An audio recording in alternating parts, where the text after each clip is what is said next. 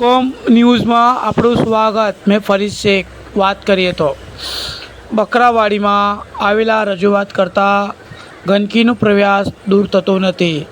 વારંવાર ward number 13ને જણાવતા બી એમને કંઈ સાંભળવામાં આવતું નથી.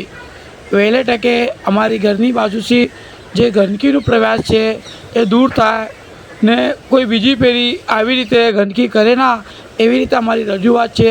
વહેલે ટકે આ કચરા પેટીને દૂર કરવામાં આવે એવી રીતે જીતેન્દ્રભાઈ ગાંધીના જોડે આપણે વાત કરીએ.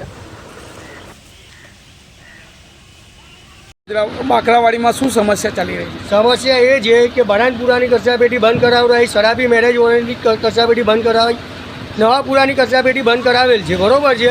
અને ત્યાંના બધા કચરો અહીંગાડી 2 વાગ્યા પછી એમના કોર્પોરેશનના કર્મચારીઓ પર્સનલ કામ લઈને એ નાખવા આવે છે અને રોજચારો ફેલાઈ રહ્યો છે. અને કંઈ કેમિસ્ટર પાવડર લાગે છે, કોર્પોરેશનનો બાજરીલી બારોબાર વેચાઈ જ જાય છે.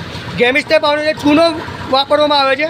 આ ખાડો પડી ગયો છે, એના હિસાબે મારા છોકરા ગંદકીના હિસાબે બીમાર પડી રહ્યા છે. અને આવી રિક્ષાઓ આવીને પ્રાઇવેટો પર્સનલ કામ લઈ લઈને રૂપિયા લઈ લઈને કોર્પોરેશનના કર્મચારીઓ કચરો નાખવા આવે છે. કોર્પોરેશનના કોન્ટ્રાક્ટવાળા કર્મચારી અને સુપરવાઇઝરો કોઈ સાંભળવા તૈયાર નથી.